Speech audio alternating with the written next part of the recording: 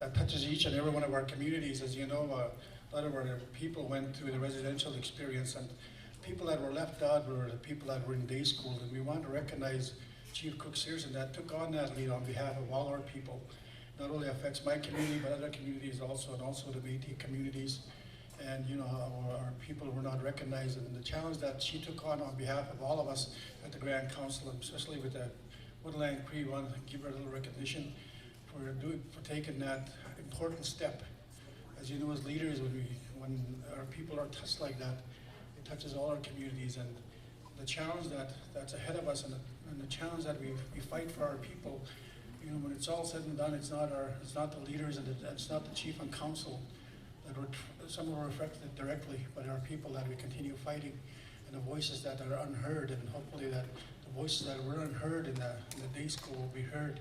We want to thank Chief Cook-Searson for taking that challenge on. So I want to pass on the mic to my colleague here to say a few words also.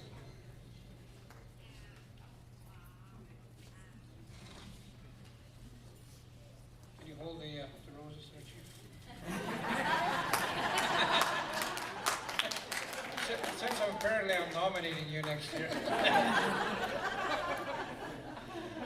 Anyway, good evening, ladies and gentlemen. I'd like to acknowledge the Women's Commission for putting on the supper, a very good entertainment as well, and to my fellow chiefs, councillors, and to the elders as well. Nas ko muna noon sa gibi, sabi ko ano sa daw tayo may ano noon. Kada tipis kag it's a little bit after 10. It's past my bedtime. I should be asleep right now. I get up at 4:30 in the morning. Really. And also, Chief Cook-Searson made a comment about staying in shape and keeping sharp mentally, and Grand Chief has done that for many years, over 30 years. The guy runs, you know.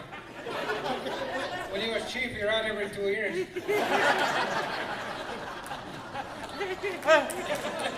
He's still running.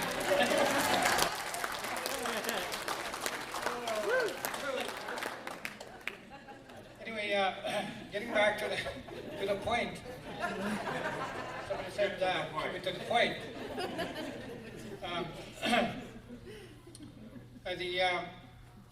The children's home in Timber Bay, that issue has been ongoing for a number of years, and I'd like to thank Chief Cook-Searson for heading that fight. And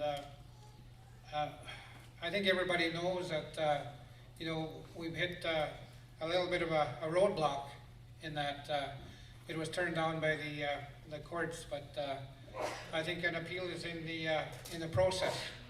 And having been an inmate, having had that experience of being a student there for a number of years, I know what the issues are there, and I hope to be able to assist her in her fight in the coming year or so left in my term. It's a very quick 2-year term that we have in Peter Ballantyne, keeps us on edge all the time. So in any case, we don't have a bio here, but she's doing a great job, obviously. She's in her 3rd or 4th term, I forget what it was. But anyway, it's an honor to be able to make that presentation to Chief Cook-Searson, if you would come up. And I'd like to read the flag.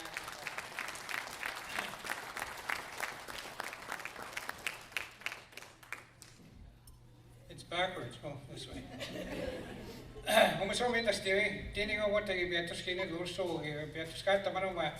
I go ask so I can either to go to Timber Bay settlement to Tingo Magayak. The woman I mean the Tago Manos.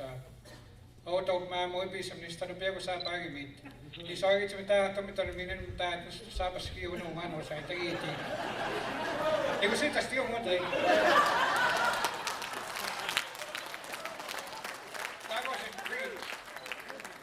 It says, Tammy Cook-Searson, thank you for the dedication to pursuit of the Timber Bay Children's Home Settlement, October 21st, 2013.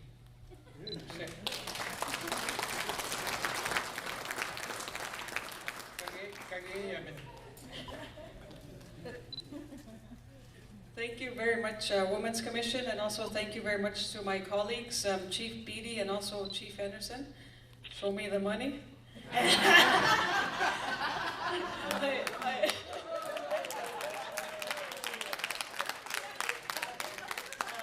it means lots to be recognized for doing the work for the Timber Bay Children's Home, but it's not just me.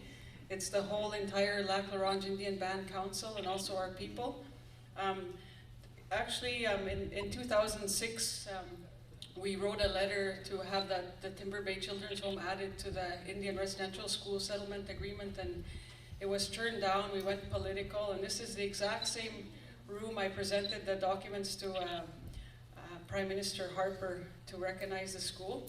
And I had late Jake Tatusis in the parking lot, and we had all the package, and this is where I presented to Stephen Harper, Prime Minister, to add the school, but it didn't go anywhere, and we weren't getting anywhere politically.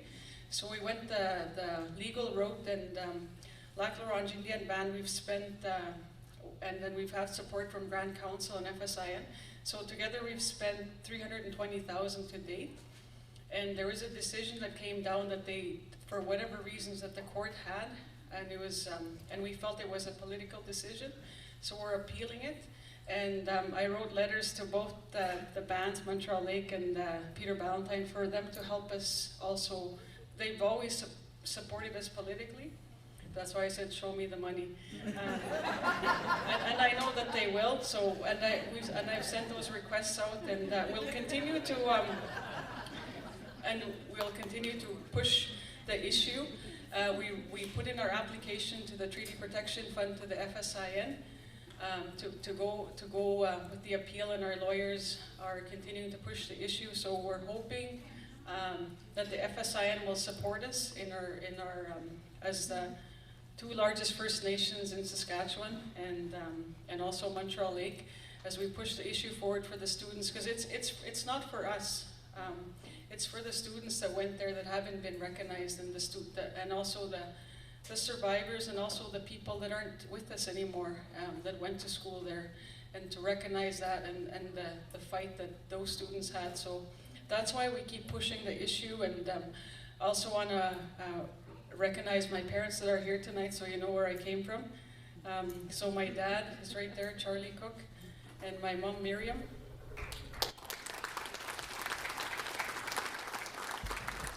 And also my husband of 22 years, Jim.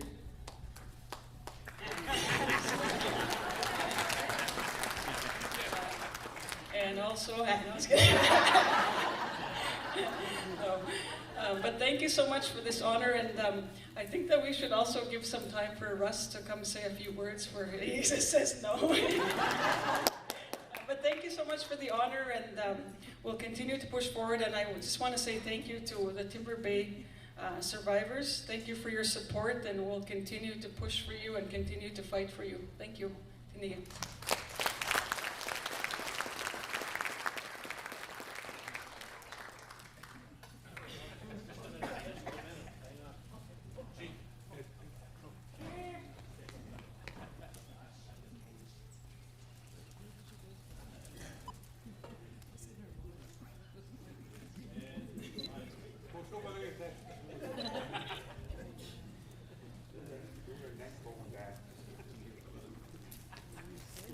Okay,